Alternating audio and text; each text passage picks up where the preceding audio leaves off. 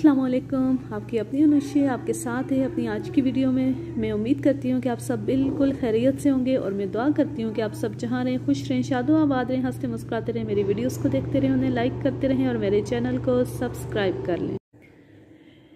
एक सुबह एक एएसआई का 10-11 साल लड़का किसी काम से थाने आया। उसने देखा कि उसके बाप ने एक नौजवान को उल्टा लटका रखा है और उस पर मुख्तलिफ़ तरीक़ों से तशद्दुद कर रहा है। लड़के ने खिड़की से मंजर देखा, कुछ देर वहाँ खड़ा रहा, फिर खामोशी से वापस चला गया। बाप को ना उसके आने का पता चला ना जाने का। शाम के वक्त एएसआई ने मुझे बताया कि उसका बेटा घर से भाग गया है और वो उसकी तलाश में सरगोदा जा रहा है। सरगोदा में लड़के का ननिहाल था और एएसआई को पता चला था कि वो वहीं गया है। मेरे इस्तफसार पर एएसआई ने बताया कि सुबह उसका बेटा परवेज़ थाने आया था और उससे मिले बगैर वापस चला गया।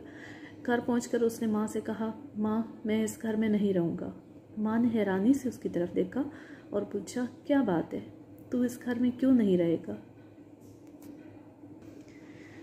तेरे अब्बा ने तुझे मारा है?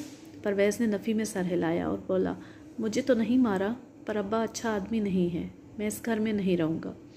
माँ फ़िक्रमंद हुई, पूछा, कुछ पता तो चले, हुआ क्या है?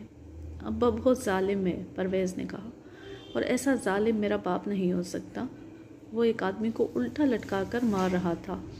उसने रोना शुरू कर दिया, बहुत बुरी तरह मार रहा था। वो आदमी चीखे मार रहा था, पर अब्बा को ज़रा रहम नहीं आया। मैं नाना के घर जा रहा हूँ। माँ ने उसे समझाते हुए कहा, उस आदमी ने ज़रूर कोई बहुत बड़ा जुर्म किया होगा, अपने अब्बा को घर आ लेने दो, मैं उससे ज़रूर ये बात पूछूंगी। अगर उसकी ज़्यादती साबित हो गई तो मैं भी उससे बात नहीं करूँगी। उसने लड़के के आंसू पूंछे, मुंह धोया और कुछ देर बाद सौदा लेने बाज़ार भेज दिया। उसके बाद लड़का वापस नहीं आया। ऐसा ही बहुत गुस्से में था, कहने लगा, एक दफ़ा तो मैं उसे सीधा कर दूंगा। इस उम्र में उसे इतनी बड़ी बड़ी बातें आ गई हैं, बड़ा होकर क्या करेगा? लड़का हसास मालूम होता है। मैंने कहा, उसे गलतफहमी हो गई है, तुम अपने ससुर के नाम पर्ची लिख दो, मैं किसी आदमी को भेजकर लड़के को बुलवा लेता हूँ। ऐसा ही खुद साथ जाना चाहता था, लेकिन मैंने उसे सख्ती से रोक दिया। मुझे मालूम था कि वो जाती पहले लड़के की पिटाई करेगा, फिर कोई दूसरी बात करेगा। मैंने एक हवलदार को सरगोदा भेज दिया, जो अगली सुबह लड़के को लेकर वापस पहुंच गया। एक बात बता दूं कि परवेज़ ने अपने बाप को जिस शख्स पर तशद्दुद करते देखा था, उसका नाम यूनस था।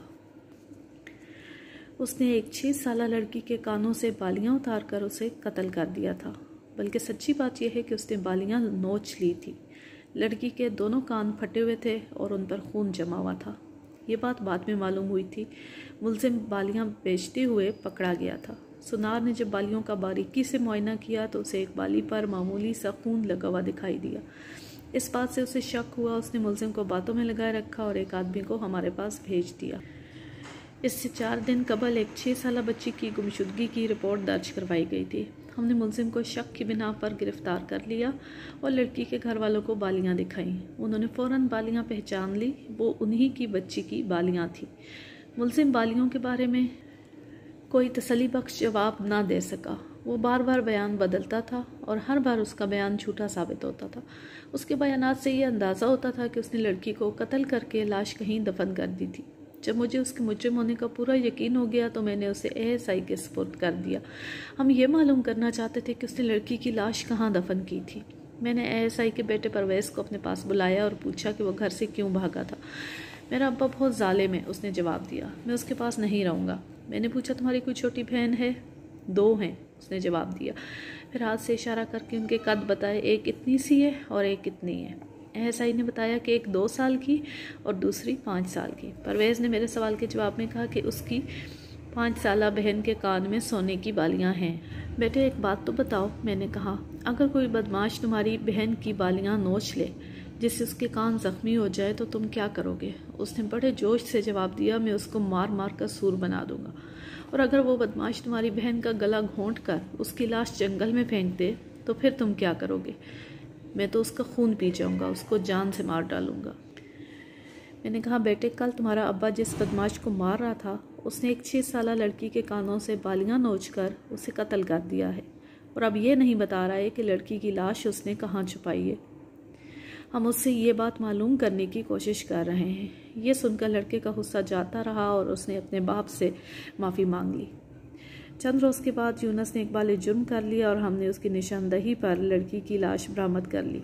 जब कातिल को फांसी दी जाती है तो वह नहायत बेबस और मजलूम नजर आता है। उस वक्त अच्छे खासे आदमी को उस पर तरस आ जाता है, क्योंकि उस वक्त सिर्फ तस्वीर का एक रुख नज़र आ रहा होता है। उसके जराइम नज़रों से ओझल होते हैं।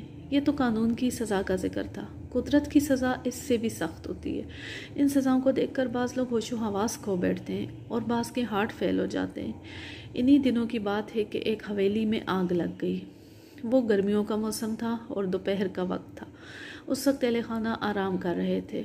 हवेली की तामीर में लकड़ी ज़्यादा इस्तेमाल की गई थी। छत की कड़ियाँ, दीवारें, अलमारियाँ, खिड़कियाँ, दरवाजे और 2 छत्ती वगैरह सब लकड़ी की बनी हुई थी। इसके अलावा चारपाइयाँ, बिस्तर और फर्नीचर समेत बेशुमार ऐसी चीज़ें थी जो आग पकड़ने वाली थी। जिस वक्त आग लगी उस वक्त हवेली के अंदर दर्जन भर के करीब अफराद थे।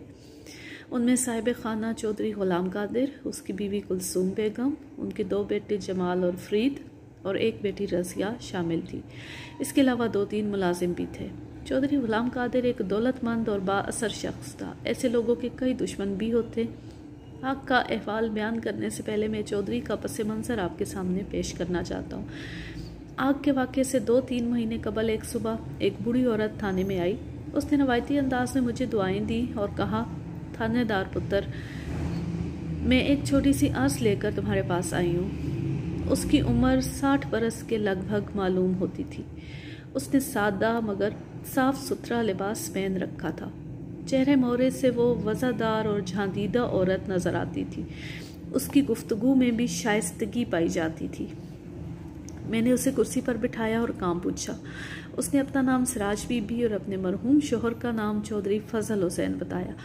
मेरे शोहर को फोत हुए 18 साल हो चुके हैं। उसने मज़ीद कहा, वफ़ात से पहले उस पर चौधरी गुलाम कादिर की कुछ रकम वाजिबुल अदा थी। इस कर्ज के एवज़ हमने अपनी 3 मुरब्बे ज़मीन चौधरी के पास रहन रखी थी। फजल हुसैन की वफ़ात के बाद हमारे माली हालात ठीक नहीं रहे, लेकिन मैंने कर्ज़े की किस्तें अदा करने में कभी सुस्ती नहीं की। पूरे 18 साल से किस्तें अदा कर रही हूँ, लेकिन चौधरी ने वो सारी रकम सूद के हिसाब में लगाई है। उसका कहना है कि असल रकम में से अभी तक 1 पैसा भी अदा नहीं हुआ। मैं इंसाफ की तलाश में तुम्हारे पास आई हूँ। मैं कर्जा अदा करते करते बूढ़ी हो गई हूँ। मेरी ज़मीन मुझे वापस दिलाओ। मैं सारी उम्र तुम्हें दुआएं दूंगी। वो कुछ कागजात वगैरह भी साथ लाई थी। मैंने सरसरी अंदाज में उनका मुआयना किया। ये बात बिल्कुल सही थी कि वो 18 साल से किस्तें अदा कर रही थी, लेकिन उन कागजात से ये पता नहीं चलता था कि असल रकम कितनी थी और उसका क्या हिसाब था। बीबी, इन कागजात से तो कुछ पता नहीं चलता। मैंने कहा, कर्जे के कागजात किसके पास हैं? यही तो सारा मसला है। कर्जे के कागजात चौधरी के पास है, हमें नहीं दिखाता। 10,000 रुपये और मांगता है। कहता है कि ये रकम अदा कर दो तो ज़मीन वापस मिल जाएगी। 18 साल पहले उसने मुझे 6,000 रुपये कर्जा बताया था। इतना कुछ देने के बाद अब भी 10,000 और मांगता है। अगर ये बात मुझे पहले मालूम होती तो मैं अपनी ज़मीन ही छोड़ देती। बीबी, तुम ये मानती हो कि तुम्हारे शोहर ने चौधरी से कर्जा लिया था? ये भी मानती हो कि ये कर्जा सूद पर लिया था?